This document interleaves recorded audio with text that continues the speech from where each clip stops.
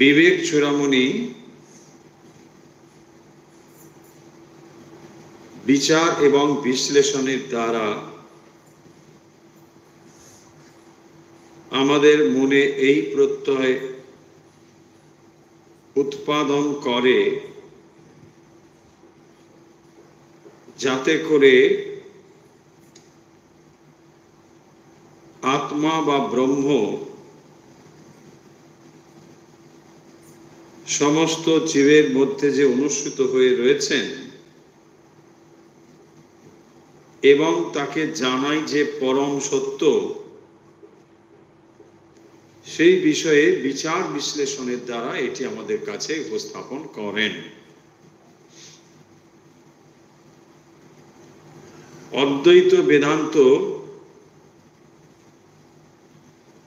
দীপ্ত কণ্ঠে যেটি ঘোষণা করে, জীবের মধ্যে সেই আত্মা বিদ্যমান এবং সেই আত্মা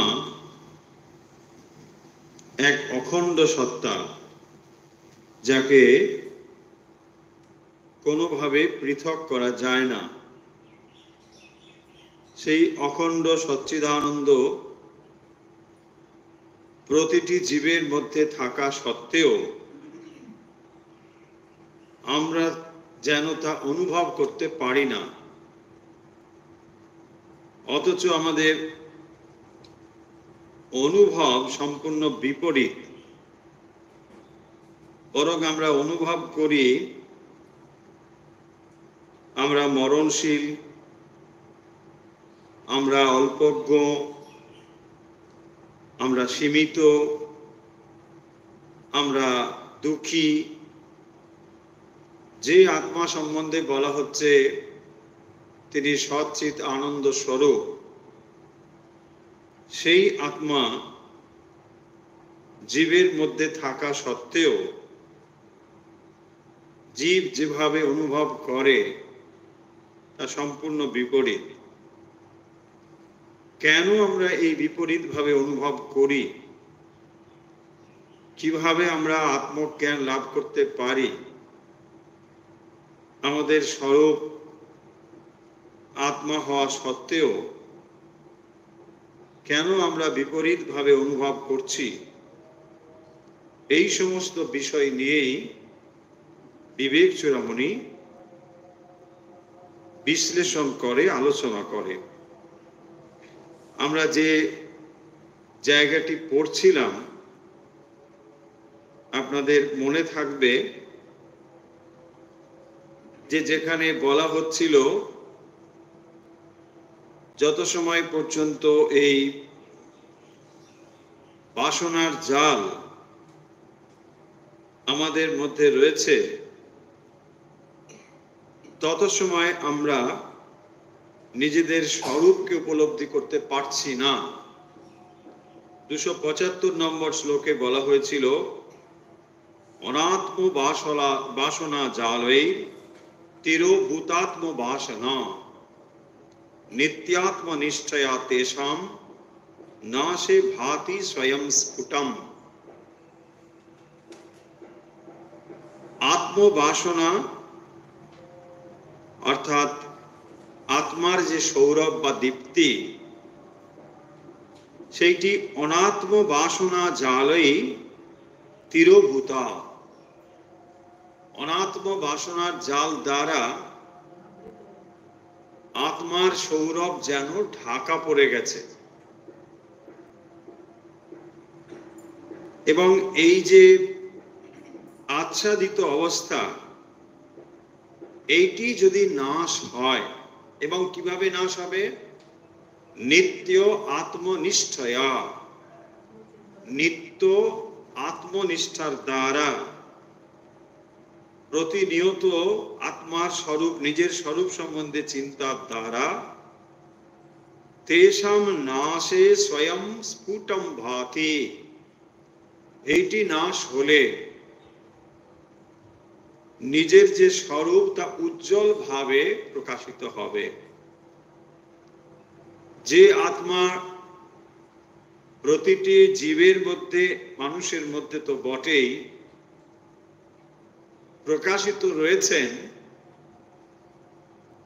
সেইটি অনাত্ম জালের দ্বারা, অনাত্ম বাসনা জালের দ্বারা আচ্ছাদিত হয়ে রয়েছে বলে আমরা স্বরূপটা অনুভব করতে পারছি। দেখুন, বেদান্ত এই সত্য আমাদের সামনে তুলে ধরছেন যে আপনি বাসনা অনুভব করতে পারেন, আপনি বাসনা জালের দ্বারা আচ্ছাদিত হয়ে থাকতে পারেন, কিন্তু স্বরূপত আপনি আত্ম, অনাত্ম নয়। আপনার ভেতরে সেই ব্রহ্ম জ্যোতি জ্বলজ্বল করছে, সেই ব্রহ্ম শক্তি আপনার ভেতরে পূর্ণভাবে রয়েছেন। বেদান্ত এইটি দীপ্ত কণ্ঠে ঘোষণা করছে। মানুষ নিজেকে অনেক ছোট বলে অনুভব করছে, আমি জীব, আমি সামান্য ছোট, কিন্তু তবুও তার ভেতরে সেই আত্মা পূর্ণভাবে বিদ্যমান। এমন নয় যে খানিকটা অল্পভাবে রয়েছেন, সেখানে কিছু কোনোভাবেই তার কোনো পরিবর্তন নেই। যেমন তিনি ছিলেন হাজার হাজার বছর আগে, কোটি কোটি বছর আগে, আজও সেই একই রকমই আছেন। কোনো পরিবর্তন তার ভেতরে নেই। কিন্তু জীবের মধ্যে অনাত্ম বাসনা জালের দ্বারা আচ্ছাদিত হয়ে আছেন বলে, এবং এই অনাত্ম বাসনা জাল প্রতিনিয়তই জীবকে আচ্ছাদিত করে চলেছে। এমন নয় যে জাল খানিকটা রয়েছে আর আমরা এটা অনুভব করছি আচ্ছাদন। ক্রমশই এটি হচ্ছে। বাসনা এমন একটি জিনিস যা সদা সর্বদাই বর্ধিত হয়ে চলেছে। অসংখ্য বাসনা, কারণ পূর্ব জন্মে যে সমস্ত বাসনা, তার সামান্য অংশই এখন প্রকাশিত হচ্ছে এই প্রারব্ধ রূপে। তার বহু বহু বাসনা আমরা দেখতেই পাচ্ছি না। তার মানে এই নয় যে সেগুলো নেই। সেই যে অনাত্ম বাসনা জাল এই দীপ্তিটাকে ঢেকে দিয়েছে। যদিও স্বরূপত জীব আত্মাই, তবুও অনাত্ম বাসনা জাল। তাহলে এখানে জাল মানে হচ্ছে বাসনার জাল, অনাত্ম হেতু বাসনার জাল।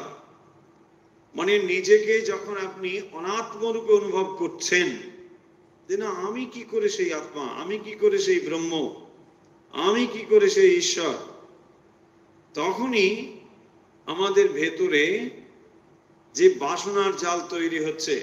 কেন? আর যখনই নিজেকে আপনি অনাত্ম বস্তু বলে ভাবছেন, দেহ মন বুদ্ধির সঙ্গে সংযুক্ত আমি ভাবছেন, তখনই আপনি নিজেকে অপূর্ণ বলে ভাবেন। ইউ আর নট কমপ্লিট, তাই না? তো সেই জন্য কি চাই? To be complete we need something. তখনই আপনি কি করছেন? অ্যাকশনকে কাজে লাগাচ্ছেন। কর্মের দ্বারা আমি এটা পেতে চাই, এটা হতে চাই।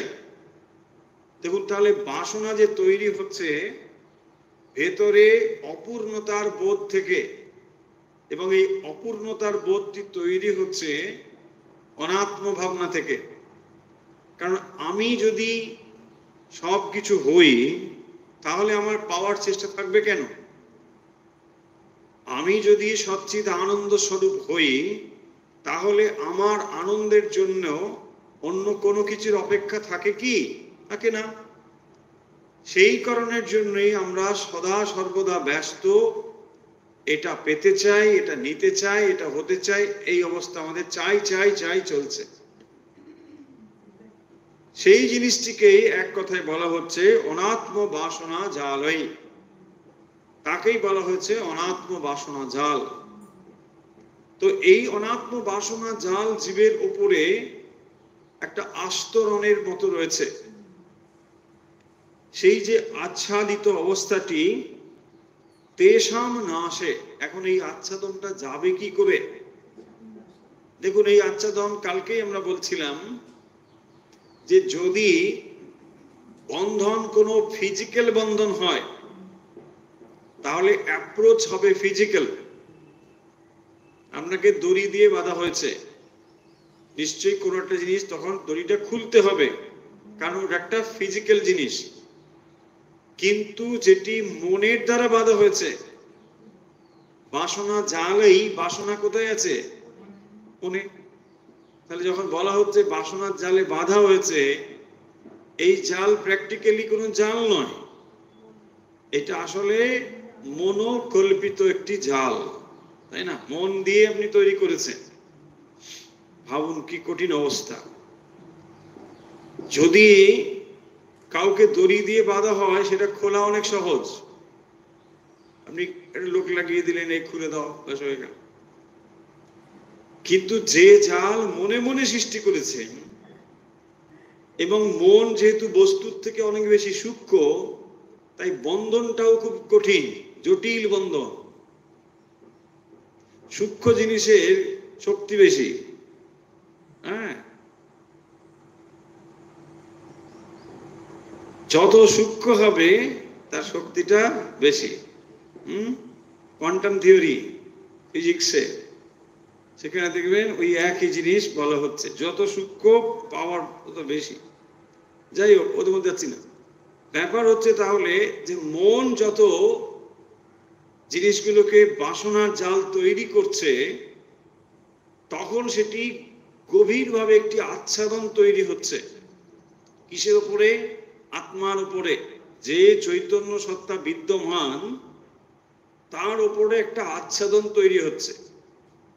এবং এই আচ্ছাদন কিরকম না, এই প্রারব্ধের দ্বারা শরীর চলছে। এখানে আমরা শুভ অশুভ কর্ম করছি, আবার ডিজায়ারও করছি। তাতে প্রতিনিয়ত কি হচ্ছে? আচ্ছাদনটা আরো গাঢ় হচ্ছে, মোটা হচ্ছে। তার ফলে আমরা ক্রমশ স্বরূপ থেকে দূরে সরে যাচ্ছি। সেই জন্যই বলছেন যে এইটিকে তেষাম নাশে। তেষাম নাশে মানে ওই যে আচ্ছাদন, সেই আচ্ছাদনটা নাশ হলে পরে স্বয়ং স্ফুটম ভাতি। দেখুন, আত্মজ্ঞানের জন্য কিছু করতে হবে না। স্বয়ং স্ফুটম ভাতি, আলোটা জ্বলছে, আপনাকে আলোটা জ্বালাতে হবে না, কেবল আপনাকে দরজাটা খুলে দিতে হবে। দরজা খুলে দিলেই আলো আছে। এক্সাম্পল বলেছিলাম, জানালার ভেতরে সব জানালা বন্ধ, একজন আলো আলো চিৎকার করছে ঘরের মধ্যে, কোথায় আলো, কোথায়? অন্ধকার ঘর। কি করবে? জানালাটা যে খুলে দিল, চারিদিকে আলো। আলো তাকে জ্বালতে হলো? জ্বালতে হলো না। এই কথাটাই এখানে বলছেন, স্বয়ং স্ফুটম ভাতি। আত্মা হচ্ছেন স্বয়ং জ্যোতি, তিনি প্রকাশের জন্য ছটফট করছেন। আত্মা সর্বদাই ছটফট করছেন, আমি প্রকাশ হতে চাই। আমরা কি করছি? তাকে বিলম্বিত করছি, বলছে এখন নয়, এ জন্মে নয়। কেন? না না না, এখন অনেক বাকি, এটা করবো, সেটা করবো। আচ্ছা ঠিক আছে, করে নাও। এই করে করে আমরা বিলম্বিত করছি, প্রসেসটা আরো প্রলং হয়ে যাচ্ছে। সেই আচ্ছাদনটাকে সরানোর জন্য যেটা বলছেন, নিত্য আত্মনিষ্ঠায়া, সর্বদাই তুমি ভাবতে থাকো, নিজের স্বরূপের চিন্তা করো। আত্মচিন্তয়া, নিজের চিন্তা করো, স্বরূপত তুমি কে, এইটি ভাবতে থাকো। যে স্বরূপ তোমার, সেখান থেকে তুমি সরে গিয়েছ, এবং অনবরত তার উপরে অনন্ত বাসনার জাল যেন আচ্ছাদিত হয়ে চলেছে ক্রমশ। সেই কারণের জন্যই যেটি বলছেন এখানে উপদেশ হিসেবে, তা হলো নিজের স্বরূপকে চিন্তা কর। এটা আমরা অলরেডি পড়েছি।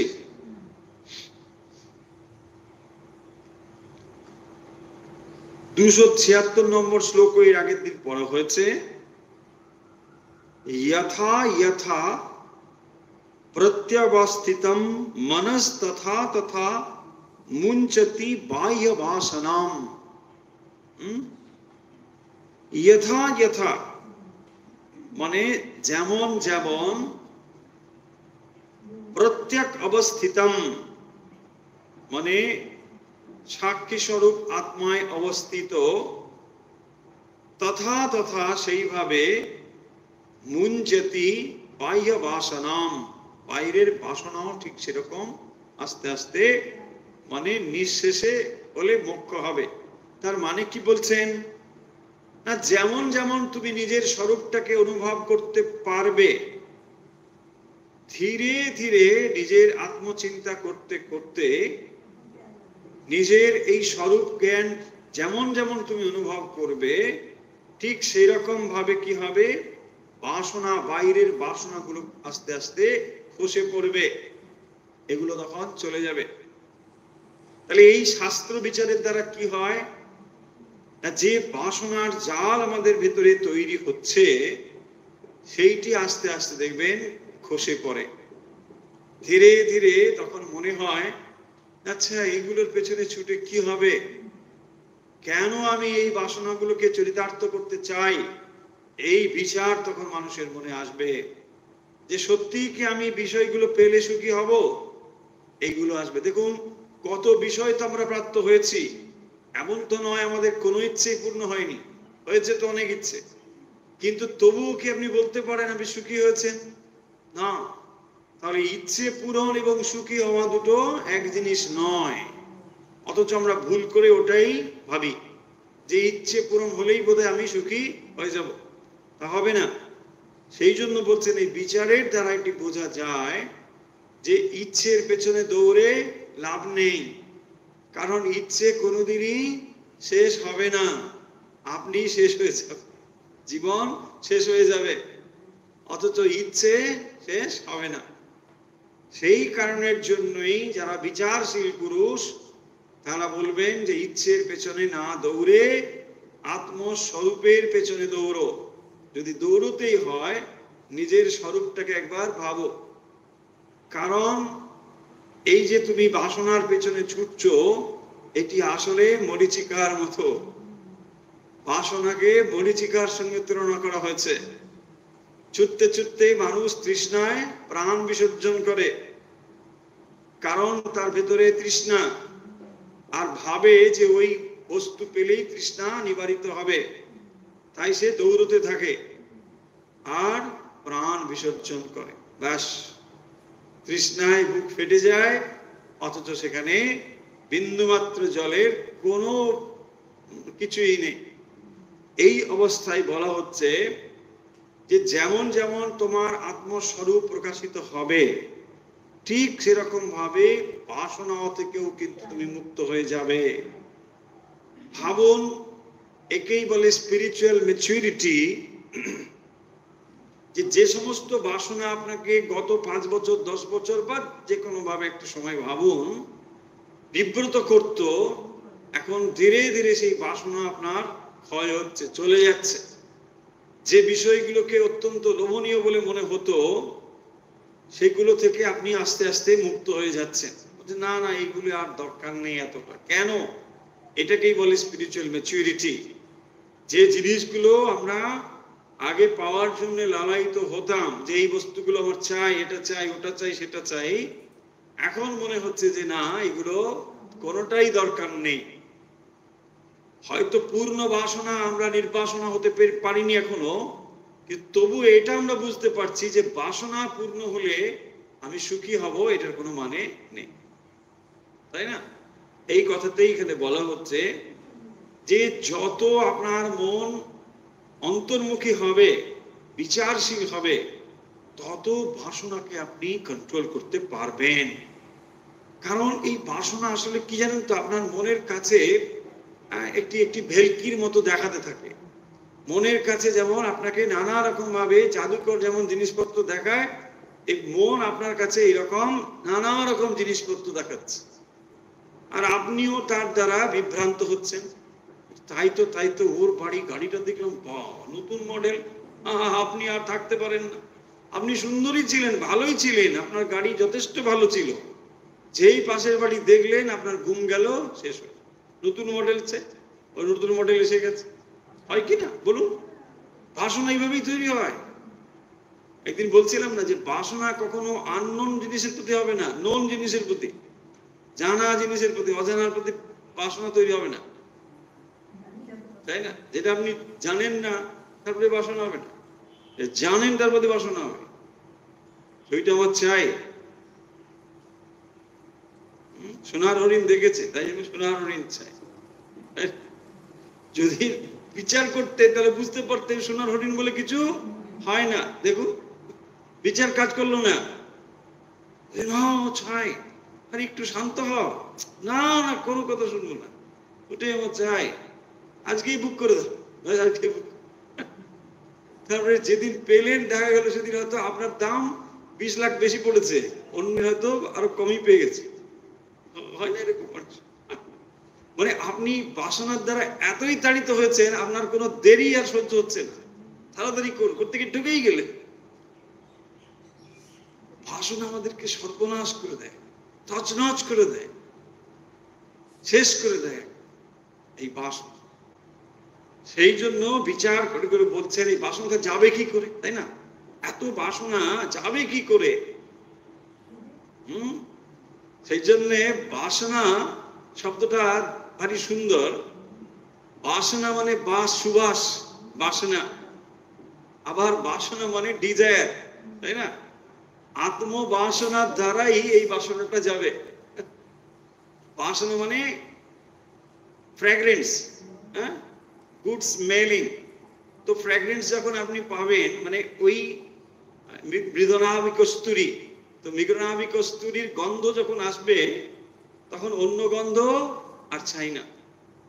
তাই জন্যে সত্যি সত্যি বাসনা আমাদের তখনই যাবে যদি হায়ার কোনো কিছু আপনি পান, তা নাহলে বাসনা যেতে পারে না। বাসনা এমন একটি জিনিস, মনকে যদি উচ্চ জিনিসে এনগেজ করতে না পারেন, সর্বদাই মন নিম্ন স্তরে থাকতে বাধ্য। একেবারে প্রমাণিত জিনিস এগুলো, যুগ যুগ ধরে এগুলো শাস্ত্রে লেখা হয়েছে। কোন একটি উচ্চ জিনিসে মনকে স্থাপন করতে হবে, কেবল তখনই আপনি নিম্ন শ্রেণীর বাসনা থেকে মুক্ত হয়ে যেতে পারবেন, তা নাহলে কিছুতেই পারবেন না। মন এত বদমাস, আপনার কাছে সর্বদাই নানা রকম ভাবে মানে নিয়ে আসবে, প্রলোভন তৈরি করবে। কারণ মন আসলে যে উপাদানে তৈরি সেটা হচ্ছে জড় উপাদান। এই জড় জগতের যে বিষয়, এগুলো থেকেই মন তৈরি হয়েছে। আর সেই মন সূক্ষ্ম, পাওয়ারফুল, ভেরি পাওয়ারফুল। ওই কোনটা কোন অবস্থায় মনের মধ্যে একবার ঢুকে যাচ্ছে, আপনি সচেতন না হলে খুব মুশকিল। হয়তো 20 বছর আগে কোথাও একটা কিছু দেখেছিলেন, ওইটা আপনার মনে এখনো থাকতে পারে। সুযোগ এলে পরে ওটা ঠিক বেরিয়ে পড়বে, তাই না? হয় এরকম। আপনি ভাবছেন যে 10 বছর ভুলে গেছে, না, ভুলে নেই, ওটা রেগে গেছে। এইরকম অসংখ্য জিনিস আমরা গ্রহণ করে চলেছি, অসংখ্য জিনিস। সবসময় যে এরকম কোনো বস্তুগত জিনিস হবে তাও নয়। কোন স্মেল, ধরুন আপনি কোথাও দিয়ে যাচ্ছেন, কোন একটা স্মেল আপনাকে খুব আনন্দ দিয়েছিল, বাহ কি সুন্দর স্মেল, ফ্র্যাগ্রেন্স, ওইটাই, ওই স্মেলটাই যদি আপনি 20 বছর পরে, 50 বছর পরে কোথাও পান, কানেক্ট করতে পারবেন, ওই স্মেলটা আমি সেইখানে পেয়েছি, আবার পাচ্ছি 50 বছর পর। ওটা আপনার ব্রেন ধরে রেখেছে, ইয়েস, আপনার মন ধরে রেখেছে। ওটা মন বড় সাংঘাতিক জিনিস, ধরে রেখেছে। সমস্ত অ্যাসোসিয়েশন তখন ধরে রেখেছে। আপনার মন বলে দেবে যে এটা এই 50 বছর আগে তুমি ওই জায়গায় এই স্মেলটা অনুভব করেছিলে। তখন সব আপনার কাছে রিভিল হবে, বুঝতে পারবেন এই ওই ওই ওই কাশ্মীর বেড়াতে গিয়েছিলাম, ঠিক ওখানে ওই ফুলটা দেখেছিলাম। 50 বছর চলে গেছে, ব্রেন সব এগুলোকে ধরে রাখছে, মানে মাইন্ড ধরে রাখে এগুলো, বোঝা গেল? সো এই যে পরতে পরতে বাসনার জিনিস সব সাজানো রয়েছে, একমাত্র এগুলো থেকে আপনি নিস্তার পাবেন আত্মচিন্তয়া, নিত্য আত্মনিষ্ঠা। হ্যাঁ, এর দ্বারাই এটা সম্ভব। চলো তাহলে এই তো ছিল আগেকার কথা, এখন একটু এগিয়ে যাই। সাত্মন্যেব সদা স্থিত্বা মনো নশ্যতি যোগিনঃ বাসনানাম ক্ষয়শ্চাতঃ সাধ্যয়া সপনং কুরু। সাধ্যা মানে নিজের, কি বলছেন তাহলে আমরা অর্থ দেখি একটু দেখুন। যোগিনঃ, এখানে শব্দটা আছে দেখুন, যোগিনঃ। নশ্যতি যোগিনঃ, মনো নশ্যতি যোগিনঃ। এই যোগী মানে যিনি আত্মচিন্তা করেন, যোগী। এখানে যোগী মানে যারা যোগ সাধনা করেন এরকম না, যারা আত্মচিন্তন করছেন, তাদের সঙ্গে মানে চিন্তা করছেন যারা, তারাই হচ্ছেন যোগী। যোগিনঃ মনো নশ্যতি, সোজা কথা। মনঃ স আত্মনি মানে নিজের আত্মায় সদা স্থিতা, স্থিত থেকে নশ্যতি। অতঃ এর থেকে বাসনানাম ক্ষয়চ, এর থেকে বাসনা ক্ষয় হয়। স্ব অধ্যাস, ওই যে পরে রয়েছে না সেকেন্ড লাইনটি দেখুন, বাসনানাম ক্ষয়শ্চাতঃ স্বাধ্যাস অপনয়ং কুরু। স্ব অধ্যাস, তাহলে এই যে অধ্যাস, এই অধ্যাসটা যাবে কি করে? তাই বলছেন যে যিনি যোগী পুরুষ, অর্থাৎ যিনি এইভাবে নিজের আত্মচিন্তন করেন, আত্মাতেই সর্বদা অবস্থান করেন বলে তার বাসনাগুলো ক্ষয় হয়ে যায়, বাসনা ধীরে ধীরে চলে যায়, এবং নিজের স্বরূপের ওপরে এই যে অহং বুদ্ধি, দেহাদিতে যে আমি, এটাই হচ্ছে মানুষের অজ্ঞান। মানে দেহ বুদ্ধি মনকে আমি বলে ভাবা, এটা কি বলা হচ্ছে? স্ব অধ্যাস, স্ব অধ্যাস। তো এই যে অধ্যাস, অপনয়ম কুরু, অপসারণ করো, এইটাকে সরিয়ে দাও। তাহলে গুরু শিষ্যকে উপদেশ দিচ্ছেন কি করে এই অজ্ঞানটি যাবে, বাসনা, এত বাসনা রয়েছে, এগুলো যাবে কি করে? তাই বলছেন স্বাত্মন্যেব সদা স্থিত্বা মনো নশ্যতি যোগিনঃ। তাহলে মন নশ্যতি, মন নাশ হয়ে যায়। নাশ হয়ে যায় মানে বাসনার নাশ হলে মনও নাশ হয়। মনটা তখনই ভারী হয়ে যায় যখন কামনা বাসনা যুক্ত হয়। কামনা বাসনা যুক্ত মনই হচ্ছে ভারী মন, ভারাক্রান্ত মন। নাহলে মনের আপনি ওজন করুন, ভাটখারা নিয়ে, তাই না? কি করে ওজন করবেন? কিন্তু মনটা ভারী হয় কখন? কামনা বাসনার দ্বারা। যার যত বাসনা তার তত দুঃখ, দুঃখ যত বেশি দেখবে, বাসনা যত বেশি, দুঃখ আঘাত তত বেশি। এটা বুঝতে পারে না মানুষ, বুঝতে পারে না বলে যে আমার উপর কেন এত দুঃখ, ওরা তো দেখি ভালোই আছে, ভগবান মানে না, কত ভালো আছে, কিন্তু বাসনার জালের মধ্যে ডুবে আছে। এত বাসনা, যতই বাসনা, বাসনা মানে এক্সপেকটেশনও বটে, তো এক্সপেকটেশন যত বেশি দুঃখ তত বেশি, বাস আর কিচ্ছু না। আপনি এক্সপেকটেশনটাকে সরিয়ে দিন, দেখবেন দুঃখ কমে গেছে, আর কিচ্ছু নেই। এক্সপেকটেশনই হচ্ছে দুঃখের কারণ। এই ব্যাপারগুলো বিশ্লেষণের দ্বারা আমাদের মনে ঠিক ঠিক জিনিসগুলোকে আমরা বুঝতে পারবো। অনেকে মনে করেন বা বলেন যে আমরা কত করলাম মানুষের জন্য, এটা করেছি আর করব না। করাতে কোনো দোষ নেই, যদি আপনি প্রত্যাশা করেন তাহলেই কষ্ট পাবেন। করলে কোনো কষ্ট নেই। মানুষের জন্য আপনি করেছেন, সংসারের জন্য করেছেন, ছেলে মেয়ের জন্য করেছেন, কোনো কষ্ট নেই, করেছেন তো ভালোবেসেই করেছেন। কিন্তু যদি প্রত্যাশা রাখেন কষ্ট হবে। সঙ্গে সঙ্গে এই প্রত্যাশাকে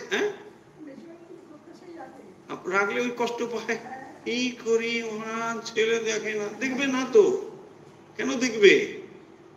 দেখার কি কথা বলুন? কোথাও কি কোনো এগ্রিমেন্ট ছিল? ছিল না তো, তাহলে এইটি করতে পারে না তো, মুশকিল তো এখানেই, এই জায়গাটাই তো। সেইটাই বলছেন এখানে যে এই বিচার তুমি করো, এই বিচার করতে হবে নিজের কাছে। তাই এক্সপেকটেশন ছাড়া যদি আপনি কাজ করেন, আপনি মহা আনন্দে থাকবেন, বাস আপনি কাজ করে যাচ্ছেন, কোনো আমি চাই প্রত্যাশা কিছু নেই, বাস দিনের শেষে আপনি মন শান্ত হয়ে ঘুমোতে পারবেন। তাহলে আপনি ঘুমোতেও পারবেন না, কারণ প্রত্যাশা সবসময় আপনাকে জাগিয়ে রাখবে। এটা হলো না, তাহলে ওটা রাখবে, কেন ওটা যদি না পাই তাহলে কি হবে, ওটা যদি না হয় কি হবে, ওভার থিঙ্কিং, নানা রকম চিন্তা আসবে। এসব জিনিসগুলো এর সঙ্গে রিলেটেড আছে। আপনি আপনার পার্ট করেছেন, আপনার ভূমিকা আপনি পালন করেছেন। দেখুন, খুব শুনতে যদি খারাপ লাগতে পারে হয়তো, আপনি আজ ছেলের কাছে প্রত্যাশা করেন, কিন্তু খুব ভেবে দেখুন তো, আপনার ছেলেকে দরকার ছিল না ছেলের আপনাকে দরকার ছিল? ভালো করে ভাবুন, কষ্ট পাবেন না, তাই না? আপনার ছেলের প্রয়োজন ছিল, ছেলের আপনাকে প্রয়োজন, আপনি আপনার প্রয়োজন মিটিয়েছেন তো। আপনি তো আশা করেছেন আমার সন্তান হোক, করেছেন, হয়েছে, কাজ। এখন আপনি চাইবেন কেন, তাই না? ছেলে তো আপনাকে চায়নি, ছেলে আপনাকে চেয়েছি, তাই না? কি ভাবুন আপনি, দেখুন, কষ্ট পাবেন না, কথাটা একটু অন্যরকম শুনবে, শুনতে, কিন্তু দেখুন এটাই না, আপনি তো ছেলেকে চেয়েছেন, তো সে চাইবে কেন? যদি চায়, যদি সে করে, ভালো কথা। আমি এটা বলছি না যে সব ছেলে এরকম করবে না, এটা কথা হচ্ছে না, কিন্তু আপনার যেন এক্সপ্রেশন না থাকে, ব্যাস। তাহলে কি হয়, যা পাবেন গিফট, ব্যাস হয়ে গেল। যদি আপনি পেয়ে যান, সেটা কি হবে, গিফট পাচ্ছেন। আর গিফট পেলে মানুষ খুশি তো হয়, তাই না? কারণ এক্সপেকটেশন জিরো, তারপর যেটা পাচ্ছেন গিফট, ব্যাস।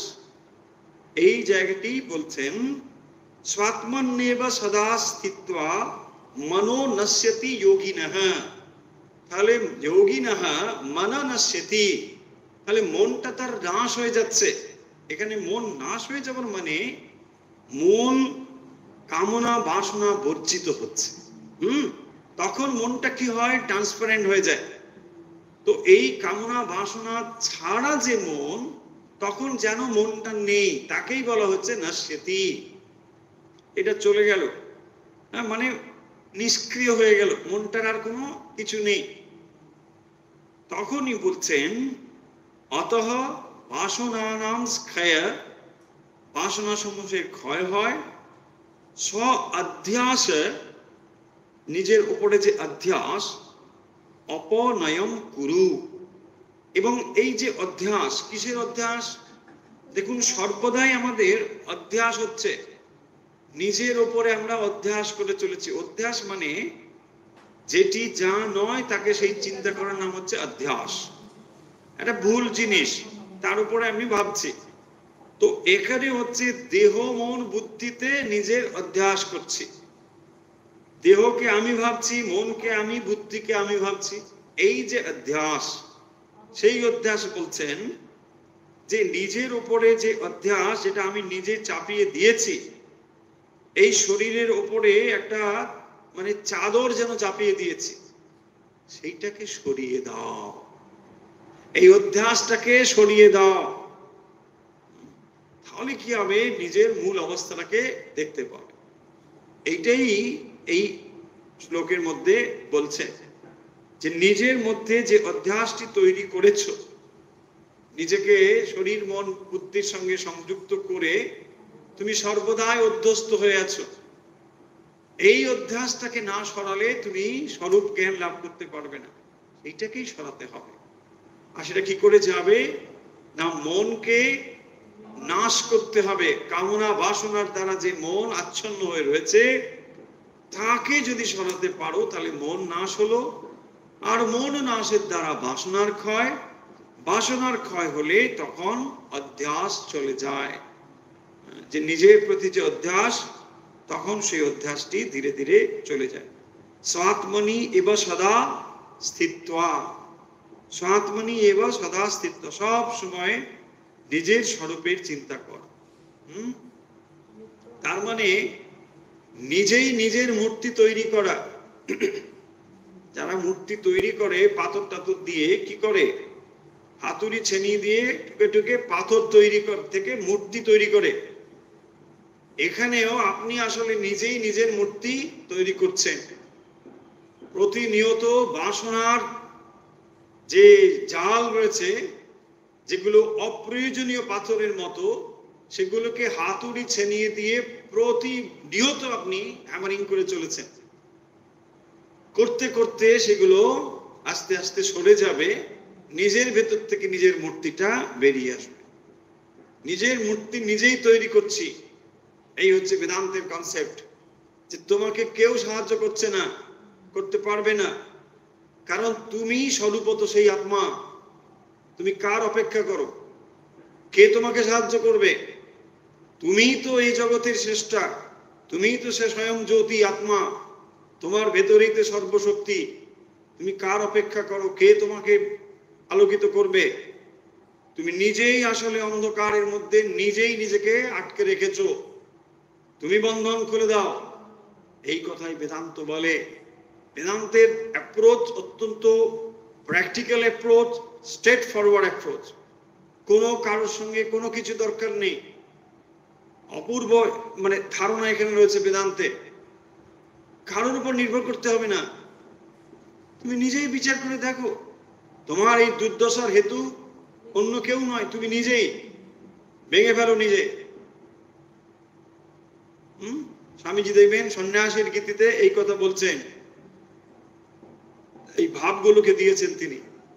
নিজের বন্ধন ভেঙে ফেলো তুমি, কোথাও কোনো বন্ধন নেই।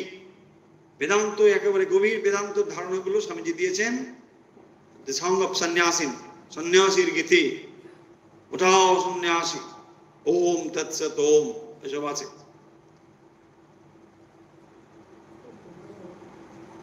তারপরে দেখুন কি বলছেন পরের শ্লোক, এটা আশা করি বোঝা গেল। এখানে বলা হচ্ছে স্বাত্মন্যেব সদা স্থিত্বা মনো নশ্যতি যোগিনঃ বাসনানাম ক্ষয়শ্চাতঃ সাধ্যাস অপনয়নম কুরু, অপনয়ম কুরু, স্ব অধ্যাস অপনয়ম কুরু।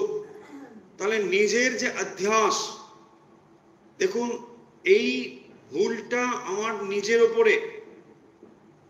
যদি অন্য একটা জিনিসকে আমি ভুল বলে জানি, তাহলে বাইরের কোনো অ্যাপ্রোচের দ্বারা ভুলটা যেতে পারে।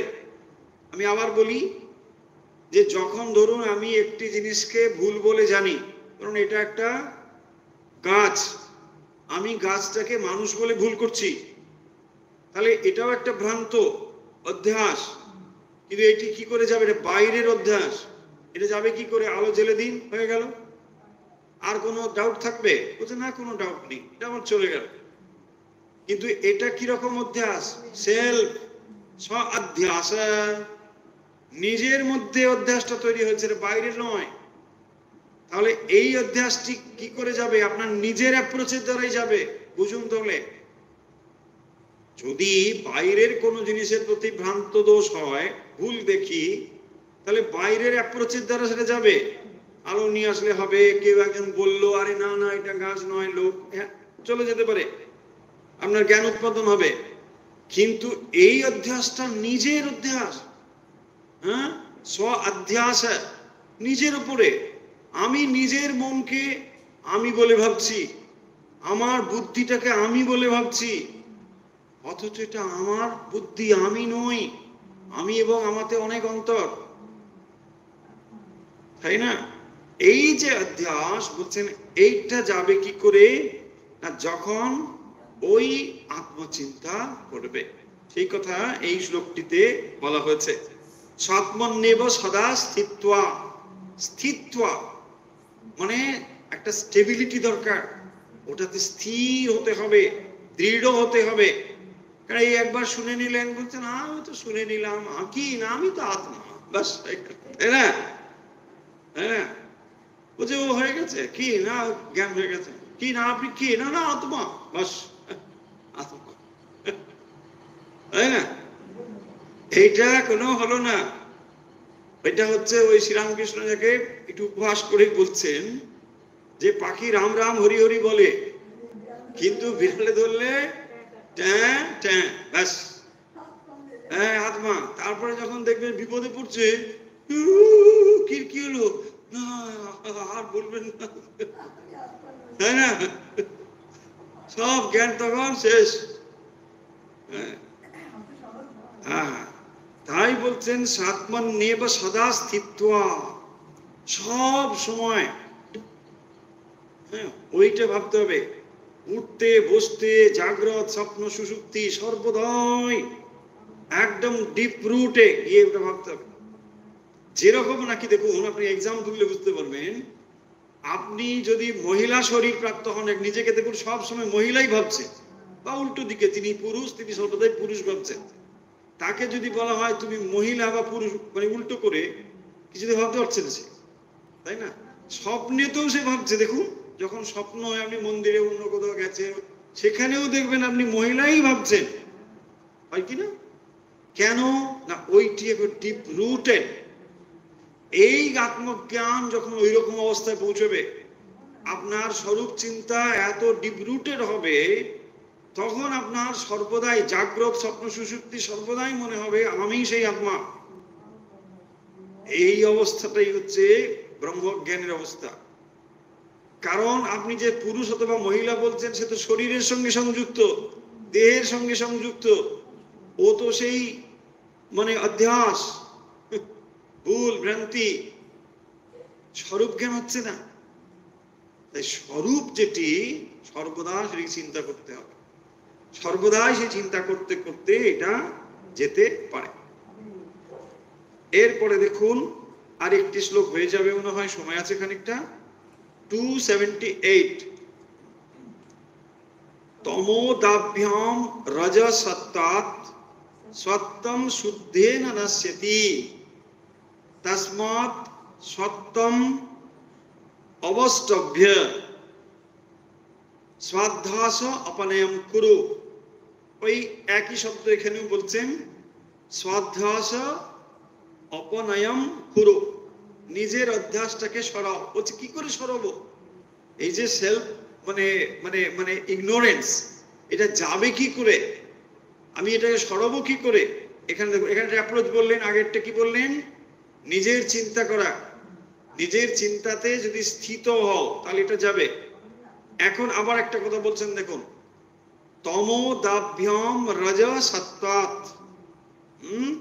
তম মানে তমগুণ, আর দাভ্যাম, দাভ্যাম মানে দ্বাভ্যাম, দ্বা হচ্ছে রজ এবং সত্য। ওই যে কালকে হচ্ছিল সত্য রজ, এই আবার এখানে এসে গেছে, দেখুন। হ্যাঁ, হচ্ছে গীতার সেই লাইন এখানে। তাহলে তমগুণ দ্বাভ্যাম, সত্য রজ এবং সত্য, এই দুনের গুণের দ্বারা রজ সত্তাৎ, রজগুণ সত্যগুণ থেকে সত্যম শুদ্ধেন, শুদ্ধ সত্যগুণের দ্বারা নশ্যতি, নাশ হয়। তস্মাৎ সত্যম অবষ্টভ্য, অতএব এটাকে আশ্রয় করে স্ব অধ্যাস অপনয়ম কুরু, অধ্যাসটাকে সরিয়ে ফেলো। কি করে অধ্যাস সরাবো? এখন তাহলে কি বলছেন? বলছেন আমাদের মধ্যে তিনটে গুণ আছে, কি? সত্য, রজ এবং তম। আর এগুলোই বন্ধনের কারণ। আমরা গীতাতে এটা পড়েছি ডিটেলসে, পরে আপনাদের নিশ্চয়ই ওটার সঙ্গে রিলেট করতে অসুবিধা হবে না। সেখানে বলা হচ্ছে যে আমাদের মধ্যে তিনটে গুণ আছে, সত্য, রজ আর তম। গুণ মানে কিন্তু রজ্জুও বটে, যেগুলো আমাদের বেদে ফেলে। তো এই যে আমাদের রজ্জু দিয়ে আমার মন বেদে রেখেছে, তো এই তিনটে গুণ মিলেমিশে আছে, মিশে রয়েছে। তাহলে কি করতে হবে? সেই জন্য বলছেন যে তমোদাভ্যাম, মানে তমকে যদি নাশ করতে চাও তাহলে রজ এবং সত্য দিয়ে তমটাকে নাশ করতে হবে। এক একটা করে স্টেপ বাই স্টেপ এগোতে হবে। তমকে যদি নাশ করতে চাও, রজ সত্যকে প্রবল করতে হবে। তাহলে রজ এবং সত্যকে যদি প্রবল করো, তাহলে তম নাশ হয়ে যাবে। সেই কথাই বলছেন। আবার কি বলছেন যে রজ সত্তাৎ সত্যম শুদ্ধেন নাশ্যতি। পরে বলছেন যে সত্য থেকে রজগুণের নাশ, আবার সত্য গুণ শুদ্ধ সত্যের দ্বারা নষ্ট হয়। সত্য থেকে আবার শুদ্ধ সত্য নাশ হয়ে যাবে। তার মানে একটা একটা করে শুদ্ধ সত্যতে আসতে হবে, এইটি বলছে। এবং সেই সত্য শুদ্ধকে মানে শুদ্ধত্ব গুণকে আশ্রয় করে নিজের ওপরে যে আমি অধ্যাসটা করেছি, কি অধ্যাস? আমি আমার যে অধ্যাস, এই অধ্যাসটা মানে থেকে তুমি মুক্ত হবে। অপনয়নম অপনয়ম কুরু। তো এইটাকে অপনয় করা মানে সরিয়ে ফেলা একমাত্র তখনই সম্ভব হবে যদি আমরা মনের এই যে গুণগুলো, যদি সত্যকে আমরা প্রধান করি, রজকে প্রধান করি, তাহলে তম নাশ হয়ে যাবে। তমকে নাশ করতে হবে। তারপরে রজ এবং থাকলো সত্য, একে শুদ্ধ সত্য মানে এগুলোর দ্বারা আমরা শুদ্ধ সত্যে পৌঁছতে পারি, নাশ করে বিচার করে, তবেই একমাত্র এটা সম্ভব হবে। এখন তাহলে আপনার হাতে হাতিয়ারটুকু দিয়ে দেওয়া হয়েছে, কি করে আপনি এগুলোকে প্রয়োগ করে নিজের ভেতরে শুদ্ধ সত্য নিয়ে আসবেন, এ কথাও এখানে বলে দিচ্ছেন যে এই দুটোর দ্বারা তুমি কিভাবে এটা করতে পারবে, এটা বলছে। মানে রজ সর্বদা কর্মচঞ্চল, একটা দৌড়ের মতো রয়েছে, সে যে কোনো মুহূর্তে যদি দৌড়ে থাকে কোথাও না কোথাও গিয়ে পড়বে, তাই না? রজ হচ্ছে এরকম, দেখবেন প্রবল ভাবে যে মানুষ ধাক্কা খায় এই রাজসিকতার জন্য। রাজসিক অবস্থা এত প্রবল হয়ে থাকে যে তাকে শান্ত হতে দেয় না, মানে একদম দৌড়ের ঘোড়ার মতো সে দৌড়তে থাকে। আর এত যখন গতিতে দৌড়চ্ছে, ডেফিনেটলি ধাক্কা খাবেই, একেবারে অবধারিত। জগতে এরকম অনেক মানুষ আছেন, দেখবেন সে মানে 5 মিনিট কোথাও বসছে না, 5 মিনিট নষ্ট হয়ে যাচ্ছে। আরে বাবা, কি করছে? সেখানে করছে, ওখানে করছে, তাড়াতাড়ি ছুটছে, এখানে মানেটা কি, কি উদ্দেশ্য কি? কিছুই নেই। হয় দেখবেন টাকা ইনকাম করবে বা আর কিছু করবে, এই কিন্তু টাকা ইনকাম পর্যন্ত সেটাকে কাজে লাগাতে পারবে না, ধাক্কা খেয়ে যাবে তার আগেই শেষ। এত রজ বৃদ্ধি হয়ে গেছে, প্রবল ভাবে রাজসিকতায় মত্ত হয়ে গেছে। আর রাজসিকতা এমন একটি জিনিস, একবার যদি লাগাম ছেড়ে দাও ঘোড়াকে, সেরকম যেমন ছুটতে থাকে ওইরকম করে আপনাকে ছোটাবে, শান্ত হতে দেবে না। ছুটছে ছুটছে ছুটছে, প্রবল ভাবে ছুটছে, দুম করে একদিন ধাক্কা খেয়ে ব্যাস চুরমার, ডিপ্রেশন। কি হবে? ভগবান এত নিষ্ঠুর? না, নিষ্ঠুর না। তোমার হাতে 3টে জিনিসই দেওয়া ছিল, তুমি সেটাকে কি করেছো? বাকিগুলোকে তাকাওনি, প্রবল রজগুণ নিয়ে ছুটে চলেছ, ধাক্কা খেয়ে গেছে, ব্যাস। তাই না? দেখুন এইগুলো আসবে, এগুলো আসতে। অর্জুনের অবস্থা দেখুন, কি অবস্থা হলো অর্জুন। বুঝছি না, এরা আমার করে মনে ছিল না যুদ্ধ করতে যাবে, তুমি কি ছেলে মানুষ? যে আমার জানা ছিল না এদের সঙ্গে যুদ্ধ করবো, কি জানি বুঝতে পারছি না কি হবে, সবই তো জানা ছিল। অথচ বলছেন যুদ্ধক্ষেত্রে এসে আমি যুদ্ধ করবো না, বরং ভিক্ষা করে খাবো, সে ভালো। আরে মনে ছিল না এই কথাগুলো? কুরুক্ষেত্রের যুদ্ধে গিয়ে তুমি এই কথা বলছো, আগে বললেই তো হতো, যুদ্ধই হতো না। দেখুন রজগুণ হচ্ছে এরকম,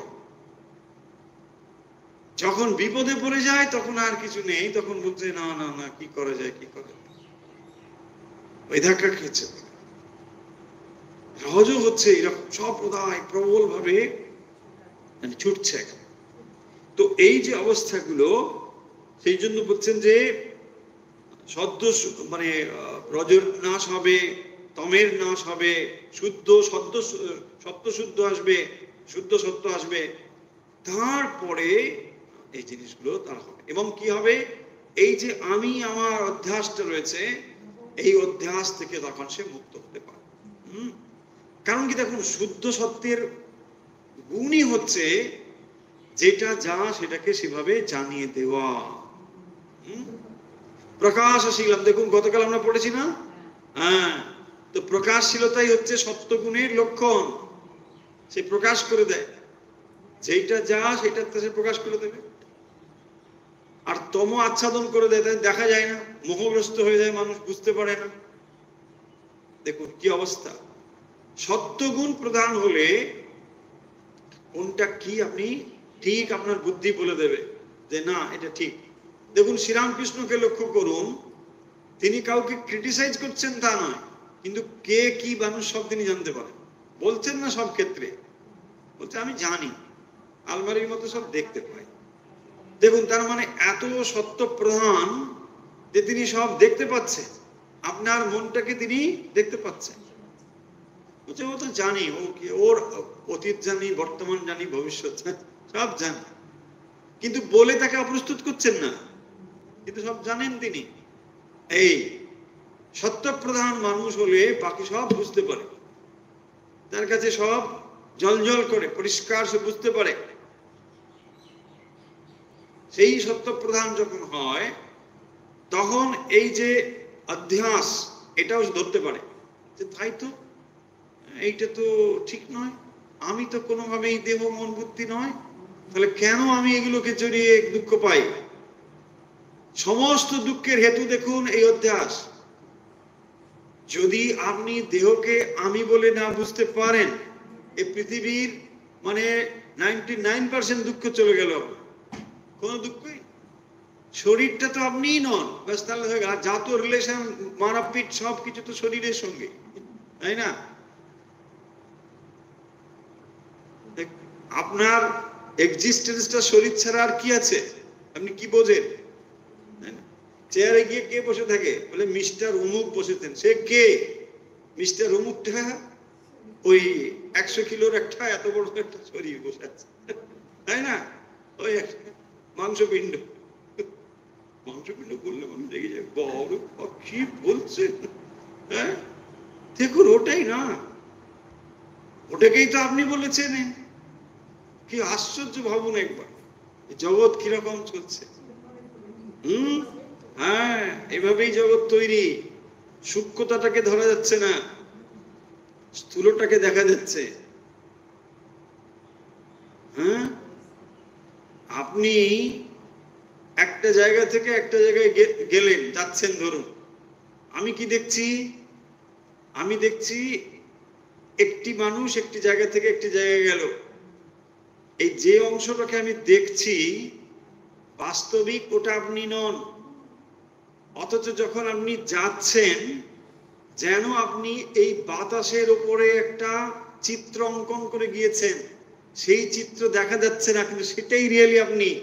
আমি বোঝাতে পারলাম কিনা জানি না, হ্যাঁ একটু কাব্যিক ভাবে বললাম।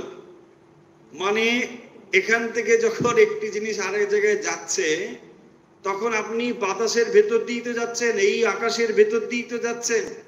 তো সেই আকাশে বাতাসে আপনার একটা চিত্র অঙ্কিত হয়েছে, সেই চিত্রটি আমি চোখ দিয়ে দেখতে পাচ্ছি না, সেটাই হচ্ছে বাস্তবিক আপনি। অথচ যেটা জগৎ দেখছে, আপনার এই স্থূল দেহটি, সেটা আপনি নয়, ওটা আপনি নয়। অথচ এটা নিয়েই চলছে, একেই বলে অধ্যাস, তাই না? গুলিয়ে ফেলবেন না। এইটাকে বলে ব্যবহারিক জগৎ, এইটাকে বলে পারমার্থিক জগৎ। গুলিয়ে ফেলবেন না, তাহলে বাড়িতে গিয়ে সব গোলমাল হয়ে যাবে। বলছে আমি শুনে এসেছি, যেটা দেখছো সেটা কিন্তু আমি না, সর্বনাশ হয়ে যাবে তখন। বলছে বলছে হে কি, চা দাও? বলছে না না, তুমি যা দেখছো সেটা কিন্তু আমি নয়।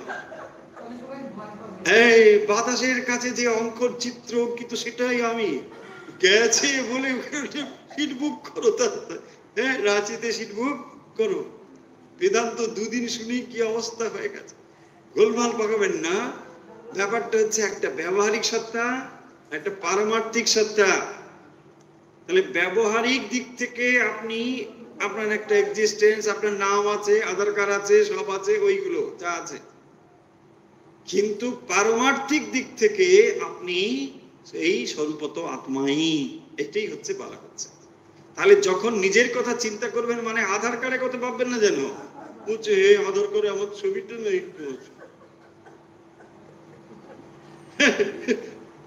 এটা ভাববেন না, ওটা হচ্ছে ব্যবহারিক জগৎ।